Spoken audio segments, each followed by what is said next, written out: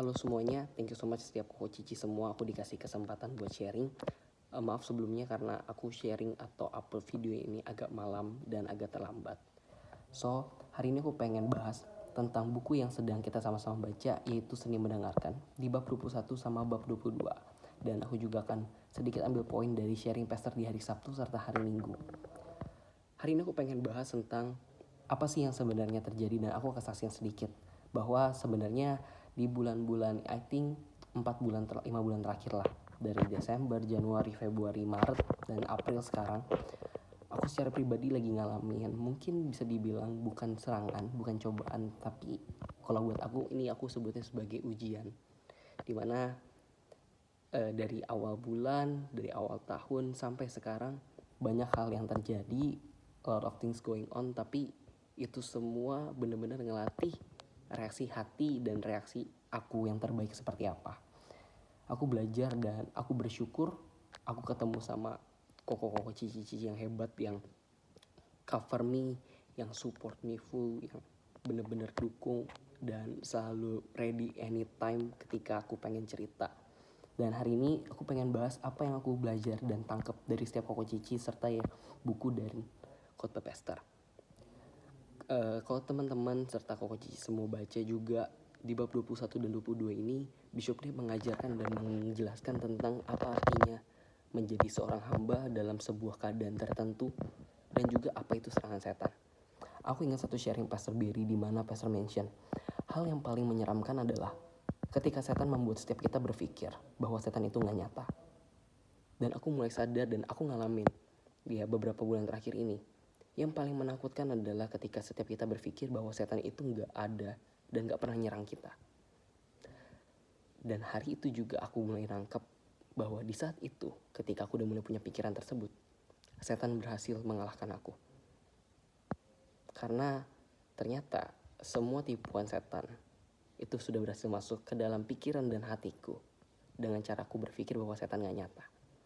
Dan itu hal yang paling setan inginkan, dan itu adalah hal yang dunia tawarkan, dimana mungkin gak perlu pay the cost, cukup nikmatin, tapi ternyata garis akhirnya kita bayar banyak.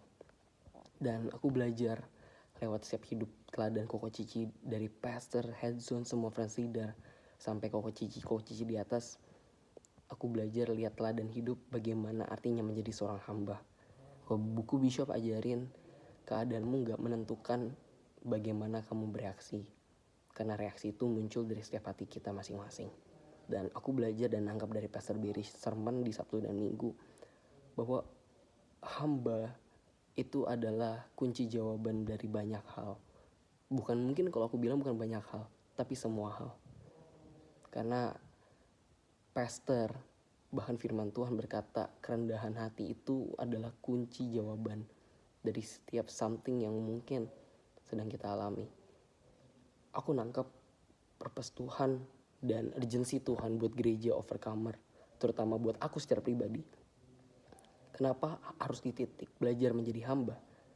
Karena aku tahu kalau aku gak diajarin jadi hamba, pada akhirnya, pada ujungnya ketika aku melayani Tuhan, yang muncul itu bukan sikap hati karena aku ingin melayani Tuhan, tapi karena aku pengen dilihat oleh seseorang atas apa yang aku perbuat. Dan ketika sikap hati itu muncul, aku tahu ternyata aku gak pernah melayani Tuhan sama sekali. Karena ujungnya aku melayani jiwaku dan diriku sendiri. Dan itu yang setan cari dan setan tunggu untuk aku punya reaksi tersebut.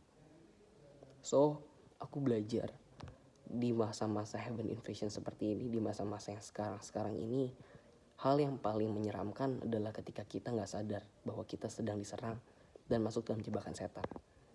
Apalagi kita gak sadar bahwa ternyata tanda kutip jubah hamba yang kita pikir kita sudah pakai, jalan hamba yang kita pikir sudah ada, atau bahkan sikap hati seorang hamba yang kita pikir udah punya, ternyata gak ada satupun yang benar.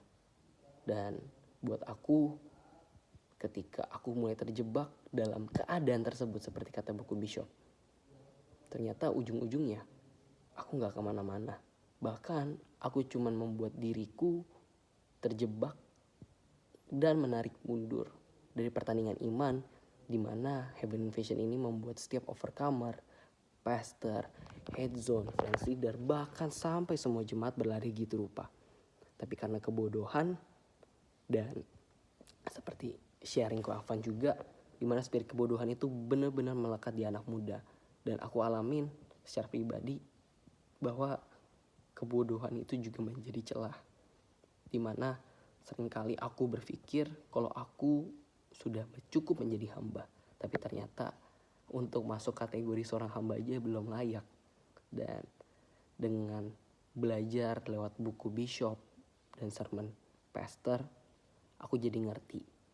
Ternyata selama ini sikap hati hamba yang aku pikir aku udah lakukan ternyata belum. Dan itu yang setan tunggu, bahwa kita pikir kita itu udah jalan hamba dan kita merasa cukup. So just kindly reminder buat setiap Koko Cici dan juga teman-teman semua, let's heads up dan keep up buat setiap apa yang sudah terbaik sudah dilakukan. Aku gak bisa ngomong banyak karena kalau kata pastor, di Overcomer adalah perjalanan pribadi dan pengalaman pribadi bersama dengan Tuhan. Jadi bukan tentang soal kayak legenda yang harus diceritain, tapi ini experience. So aku berharap juga sampai garis akhir kita sama-sama mengalami perjalanan dan merasakan experience ini bersama-sama. Thank you so much Koko Cici semua. Have a great day.